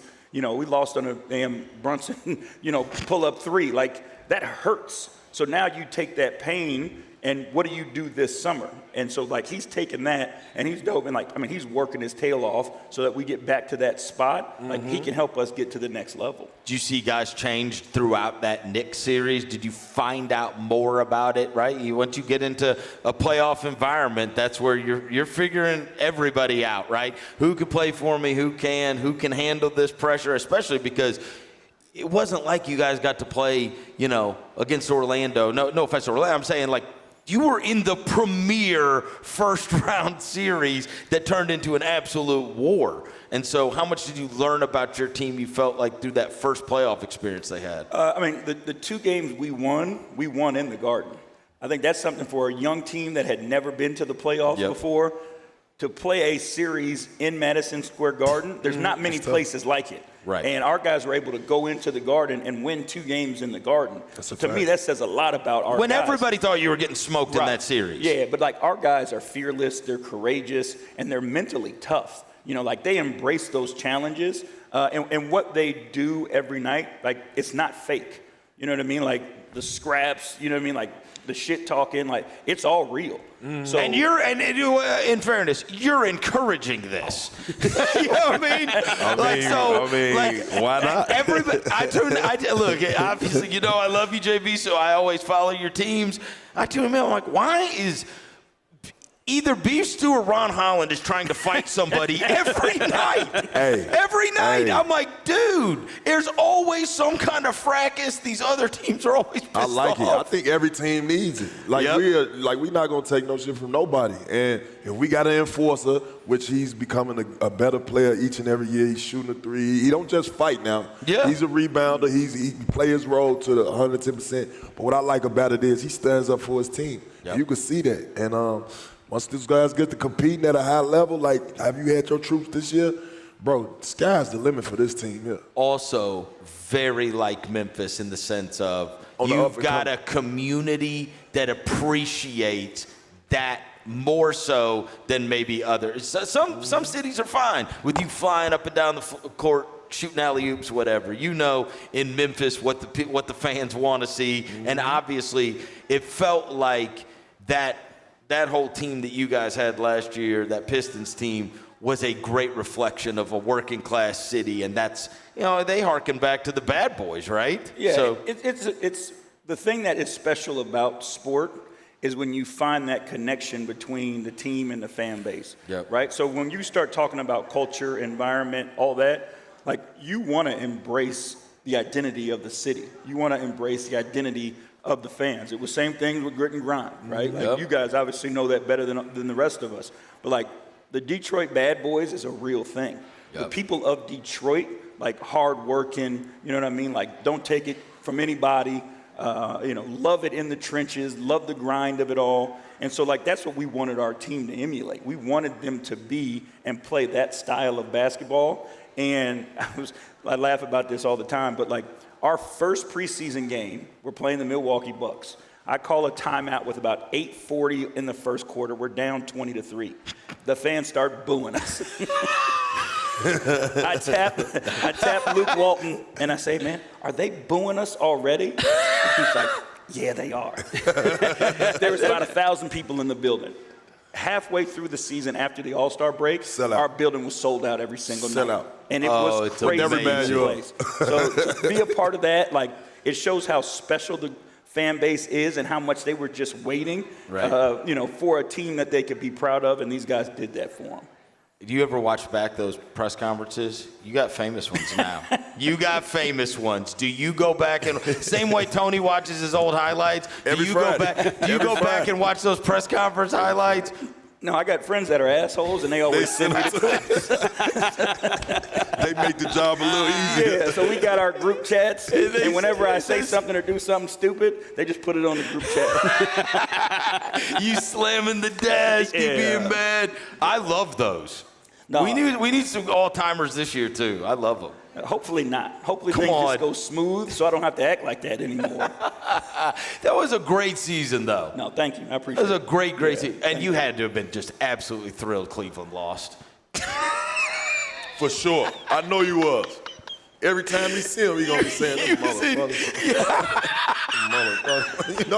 I'll let you say it. No, JB, I ain't going to lie, bro. You was doing a great job in Cleveland. I want to tell you that right now, bro. So just to see when you had lost this situation, it just shows you how great God is, because right after that, bro, boom, you go straight to the Detroit Pistons. They was a laughing stock the year before you got there, and for you to turn that around like that, bro, hey, man, you need a cigar, man. Nah. You need a cigar, man. I appreciate that. But so one of our assistant coaches, Jerome Allen, he and I were talking about this situation, and he said to me, and it changed my perspective on it all, he said, Coach, you had to go through that so that you can be in position to lead these young men that you're leading now and do what you have done here, right? So in my mind, whatever happened in the past, it doesn't matter anymore, right? There's no hard feelings, no nothing, because I'm where I'm supposed to be. And I'm supposed to be in Detroit coaching these guys and putting together, the best Pistons teams that we possibly can. Wife good, family good, everybody loves it. Love it. That's awesome. Yeah. That's awesome. Thank you for coming by, man. I appreciate you. J.B. Bickerstaff is the head coach of the Pistons. We're going to take one quick break, and then we're going to wrap this up on the other side. Chris Vernon, show.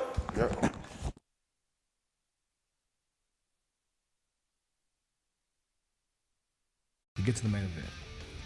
And you hear the crowd. There's some rumblings in the crowd. Here we go. They say, we want truth. I love how John Cena said when they were chanting, we want truth. You can't handle the truth. There you go. I loved it. He takes me off, boom. Takes the mask off, boom. And it's our freaking truth. God, man, he cost John Cena the match. Tune in to Grind City Wrestling weekly on the Grind City Media app and on the Grind City Media YouTube channel. We are drafting our best movies of the 21st century. Arguably the greatest superhero movie of all time. I'll go with Dark Knight. That was going to be mine. Give it to me. Give it to me, Dark Knight. I'm sorry. I already hate this draft. Yeah. Tune in to the Jessica Benson Show with CJ Hurt live every weekday at 8 a.m. on YouTube at Grind City Media and the official Grind City Media app. There are futures for Aaron Judge possibly hitting 400. Hitting 400 at the All-Star break, plus 600. Oh, wow. To have a 400 batting average in the regular season, plus 3,800. To win the Triple Crown is only plus 145. I don't think he's going to hit 400 for the season. I don't either. I that would be ridiculous. Yes, ridiculous. The Odds Couple, live at 2 p.m. on YouTube at Grind City Media and the official Grind City Media app. Jaron jumped on social media yesterday and tweeted the following. The M will teach you who you are with love. It's always grit and grind when we're out here at all cost. And I don't want to overstate it, but I do think these types of things matter. Like the way you feel about yourself, about your home, about your city. All of that stuff matters. The Gary Parrish Show, live on weekdays at 10 a.m. on YouTube at Grind City Media and the official Grind City Media app.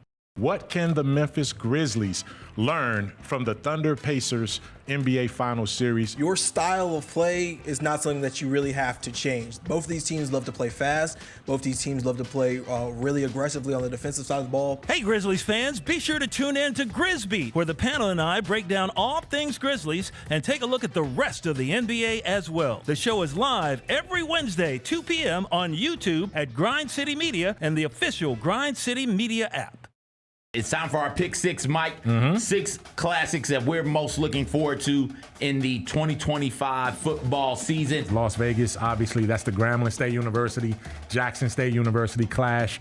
They're taking 2 iconic HBCU brands going to an NFL stadium in Las Vegas. Get all of your HBCU sports and culture news by tuning in to HBCU Huddle with CJ Hurt and Mike Wallace. New episodes drop every Thursday on grindcitymedia.com, YouTube, and Spotify. Welcome back to the Chris Vernon Show, live from the DawgHouse Saloon and Sportsbook at Resorts World Las Vegas, on YouTube at Grind City Media and the official Grind City Media app. Now, back to your host, Chris Vernon.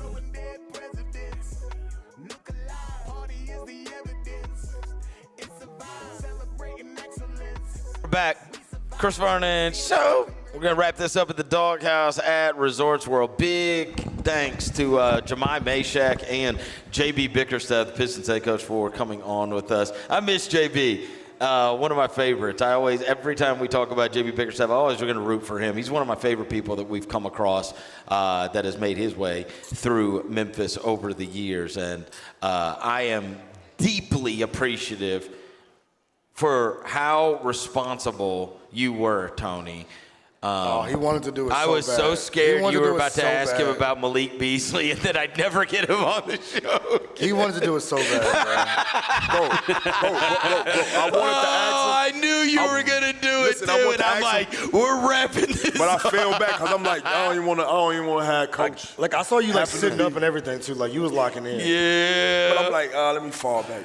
But that's crazy, though. He told me last night when we were at the bar, I told him, I said, hey, JB's going to come on with us tomorrow. He goes, wait till I ask him about Beasley. I said, please don't. Please don't. Please. I left it alone. I ain't want to do it. But trust me. Hey, you ever draw up a play and then be like, hold on. Coach steady rewinding.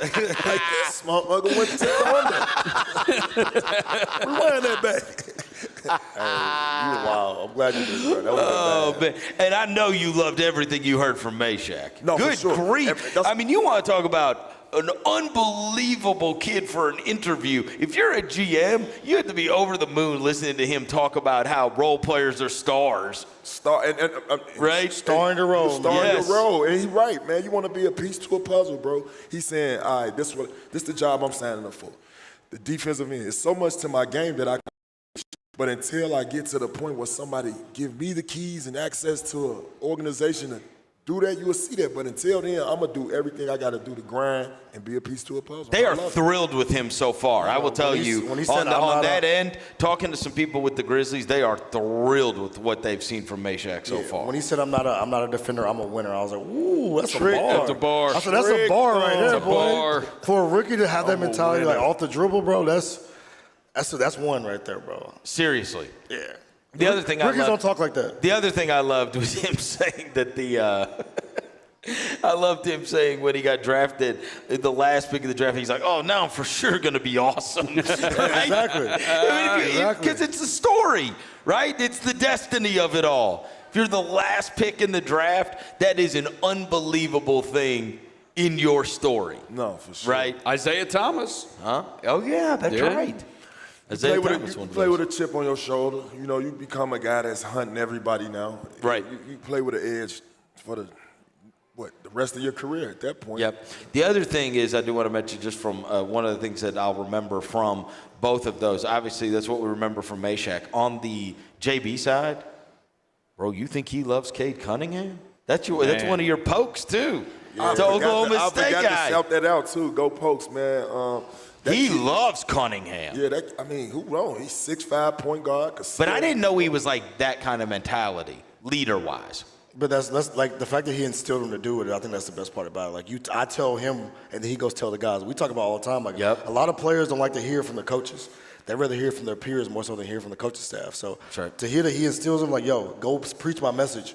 It makes sense the way they play, bro. I will say, you get the new coach bump. It always happens, right? We're the honeymoon phase that's going on. We are certainly, even though he coached at the very end of the year, it feels like we are really in team coach honeymoon phase with the Grizzlies, right? Like fans, we don't know yet, right, what we're going to make of it. But I will just tell you that being around these players and then interviewing these players and talking to them, they're in that honeymoon phase. They are all in on Isolo right now. Like he's done well.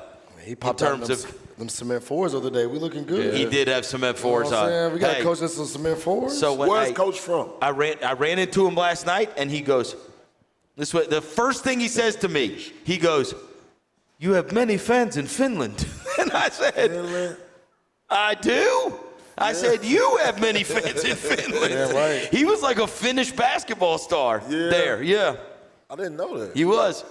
So he actually played. He's a cool dude too. He actually hoop. Like he be talking and yeah. That's big. I told him last night, bro. Hey, I'm with you. If you need me, call me. Oh Lord! I did a little politicking last First night. team all coaching staff. Oh my God! I'm like, What hey, are coach. you? What is Grandfather Fitness. Yeah, Grandfather Fitness, bro. What does he need you for? Defense. Sometimes he just need a guy to come in there and shoot him straight. That's it. You know. I'm telling you, we're gonna look up. Tony gonna have one of them quarter zips on. Yeah, you're gonna be part of the quarter zip gang. One of the 47 of them. You're just gonna yell at him? Man, listen. Once my voice, he won't when I get my voice back. But when my voice, shout to Don Julio. When I get into a locker room, it's a no-brainer. Yeah. If dude get to yelling when they speaking to me, Tony Allen, the grandfather. If I get to yelling, bro, they're listening. It's attention. And they have the troops go back out there and go do what they got to do. Because I don't speak for no reason. You see what I'm saying? That's cap. No. Conversation rule the nation. How much often do you? Tia, how often did you when some came from a player? This dude needs a nap. I know he needed a nap bad. He needed a nap. How much often did you listen when it came from players more so when it came from a coaching staff? Well, first thing first, I was Coach K. If you could, you know what I'm saying? Like what? You were what? Coach Cap? Like I wasn't really feeling it from the coaches. I always looked at it like, all right, we the troops, we got to figure it out. Okay, so it's a So if coaches, if the coach was telling us this, or is it us figuring it out? No. What is it? That was true with Yeager. He said no. And that was true with Fizdale. That was not true with Lionel. Lionel screamed at you guys and you listened. Lionel was different than the other two. Bro. He was. Bro, we didn't listen. We just went out there and played hard. That's not true. We didn't listen. That's not true. You guys respected Lionel. We respected him, You but did. we was like, man. But he was like, he's like I was looking to the back, like, who you gonna put in? If you gotta play me, who you gonna play? Sam Young. Sam Young. Yeah. He had no choice. Xavier Henry. Damari Carroll. OJ. Shout out Damari Carroll though. Hey, you turned into a beast. What? What Damari happened? Carroll. Where is he now? He's a coaching staff. He coached with the Lakers, I thought. Yeah, he was on. I think he was Damari Carroll? Yeah, he's been on a lot of coaching staffs. He's coaching now. Oh, is that right? Big shout out to my boy though. Yeah, he made a fortune in Atlanta, didn't he? Yeah, He made an All-Star team too. No, I don't think he made an All-Star. Yes, he did. He was the Jeff Teague All-Star team. Yeah, they had 4, right?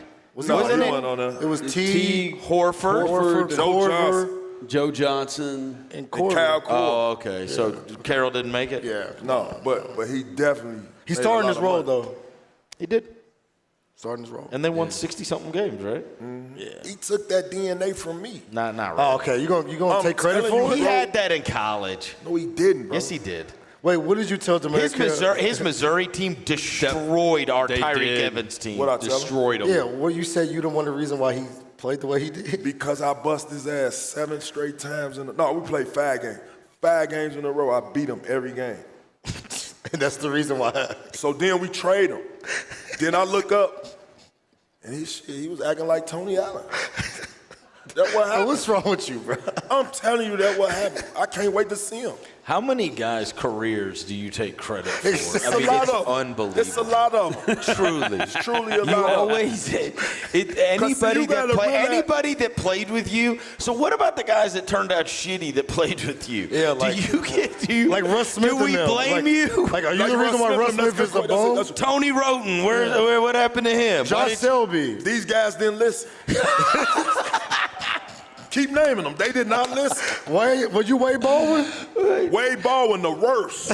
Jordan Adams. Jordan Adams, one of the second worst.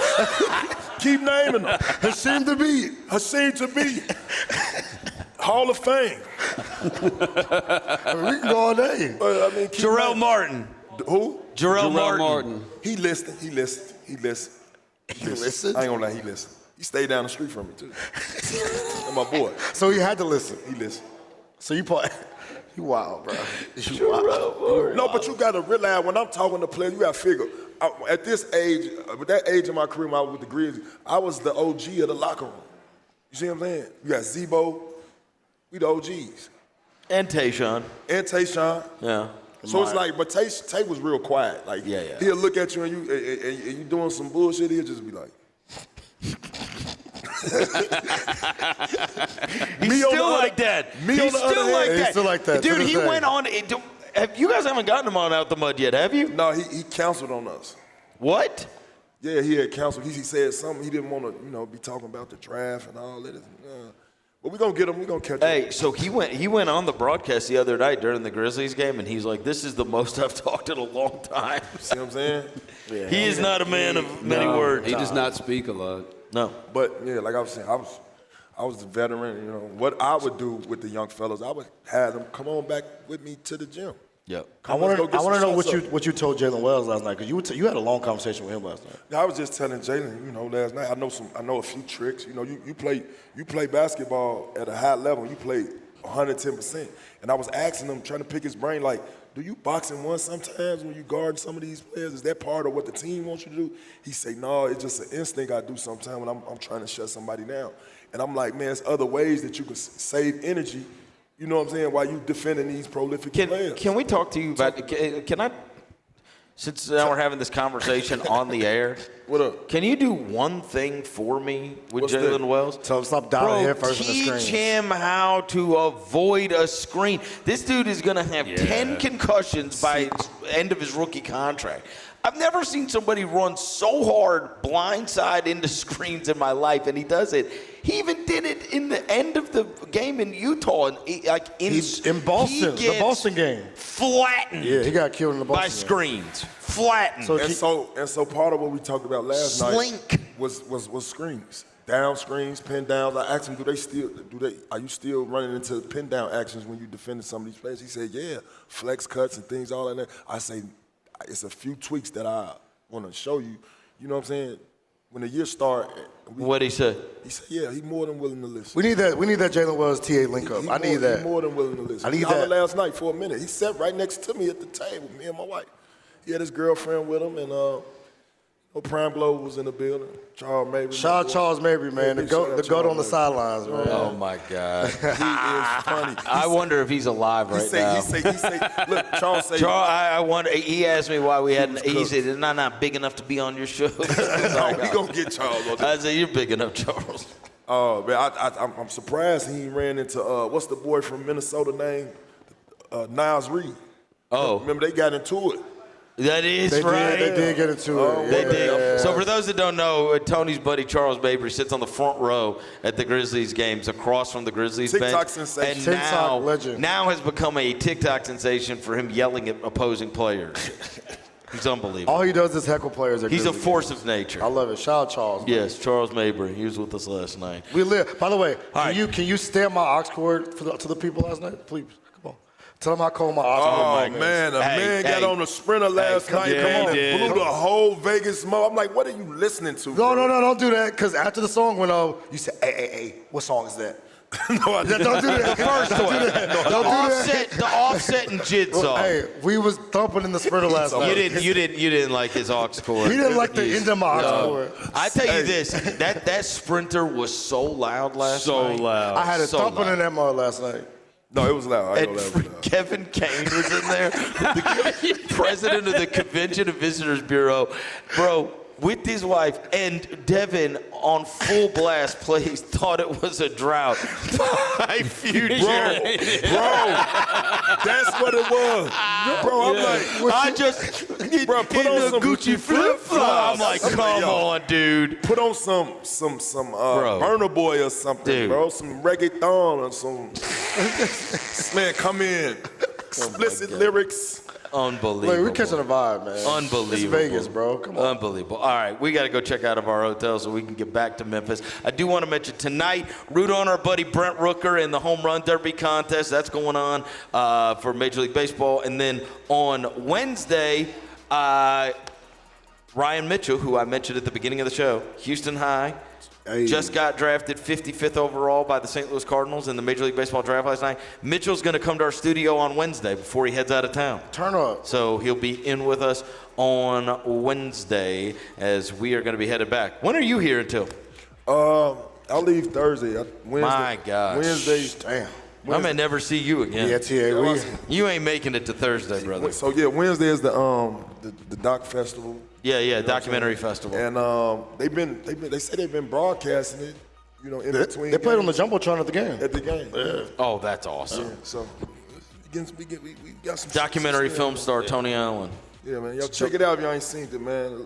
The Life of Tony Allen, man. Sponsored by my boy Blevins. Sponsored by Blevins is crazy. Directed by. Directed. Sponsored by Blevins. Directed by my boy. Yeah, you need a nap, You bro. are not You need a making nap. it to Thursday. You need a nap, bro. For sure not making it to Thursday. I'm going to say a prayer for you, bro. Yeah, get a nap. Say a prayer for us as we're traveling back to Memphis. All right, thanks to Tony Allen. Thanks to Devin Walker. Thanks to John Roser. Thanks to Jenna Broyles on site. Thanks to Sean, who ran all of our video stuff all week. And Hey, shout out to these people, too, sitting there watching. shout out to everybody that came out to the DawgHouse. I see them all hard grit and grind shirts, baby. Yeah. And just like I promised y'all, Chris Vernon got y'all drinks. Drinks on Verno. I appreciate y'all coming. And we'll be back tomorrow. Until then, we gone. Yes, indeed.